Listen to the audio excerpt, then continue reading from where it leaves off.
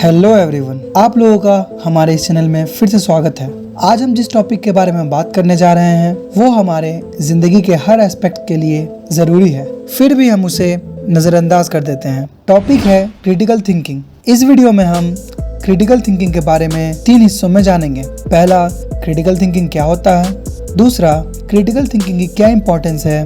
और तीसरा, किन तरीकों से हम क्रिटिकल थिंकिंग को बढ़ा सकते हैं। तो चलिए वीडियो शुरू करते हैं। सबसे पहले हम जानेंगे कि क्रिटिकल थिंकिंग आखिर होता क्या है। क्रिटिकल थिंकिंग एक ऐसी एबिलिटी है जो पर्सनल बायसेस और इमोशंस से इन्फ्लुएंस हुए बिना ही इंफॉर्मेशन को ऑब्जेक्टिवली एनालाइज और इवेल्युएट करती है। इसमें एविडेंस को एग्जामिन करना, आर्गुमेंट्स और असम्पशंस को डिफरेंट एंगल्स से देखना ताकि एक अच्छा कंक्लूजन निकाला जा सके शामिल है। एग्जाम्पल के लिए, अगर आप किसी पर्टिकुलर ग्रुप, चाहे वो सोशल हो या पॉलिटिकल, उसके फैन हैं तो आप उसके पॉलिसीज को ब्लाइंडली ट्रस्ट ना करें। हमेशा उसके फैक्ट्स को इवेल्युएट करें और दूसरों के ओपिनियन को सुने ताकि आप एक अच्छा डिसीजन ले सकें। अब हम जानेंगे कि क्रिटिकल थिंकिंग की क्या इंपॉर्टेंस है। पहला, डिसीजन मेकिंग।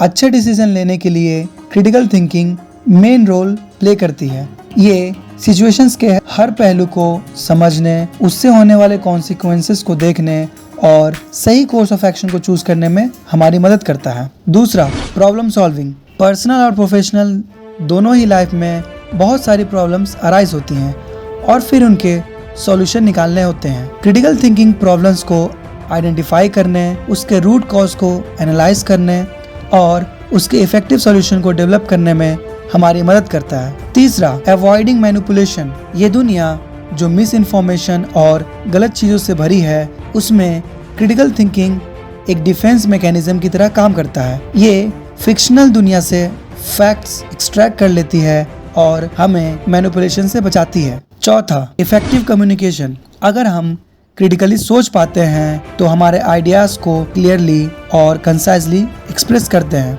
और साथ ही साथ ये हमें दूसरों के व्यू पॉइंट्स को सुनने और समझने में भी हमारी बहुत मदद करते हैं, जिससे कम्युनिकेशन फ्रूटफुल हो जाती है। ये तो हुई बातें कि क्रिटिकल थिंकिंग क्या है और ये कैसे हमारी मदद करती है। अब हम जानेंगे कि कौन कौन से तरीकों से जिससे क्रिटिकल थिंकिंग एबिलिटी को बढ़ाया जा सकता है। पहला, क्वेश्चन अजम्पशंस। जो भी बातें आपने मान रखी हो, चाहे वो खुद की हो या दूसरों की, उसे चैलेंज करें। खुद से ऐसे सवाल करें जैसे, मैं इसमें क्यों बिलीव करता हूँ, इसको सपोर्ट करने के लिए क्या एविडेंस है, क्या इसके एक्सप्लेन करने का और कोई भी तरीका हो सकता है। ऐसे क्वेश्चन से आपका माइंड सोचने पर मजबूर होगा और उसके थिंकिंग मसल्स एक्टिवेट होंगे। दूसरा, सीक एविडेंस। कोई भी चीज मानने से पहले उसको सपोर्ट या रिफ्यूज करने के लिए एविडेंस ढूंढें। जहाँ से भी आप एविडेंस ढूंढ रहे हो, उस सोर्स की क्रेडिबिलिटी और रिलायबिलिटी को जरूर चेक करें। उस पर्टिकुलर सिचुएशन को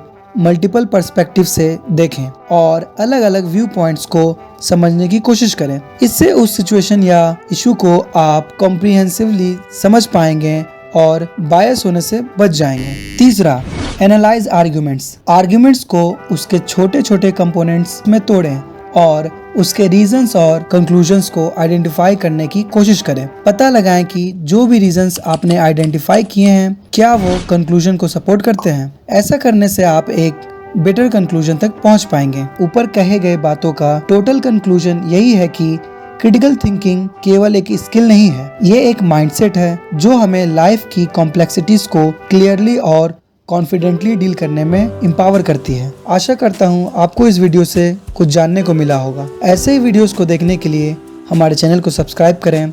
थैंक्स फॉर वॉचिंग।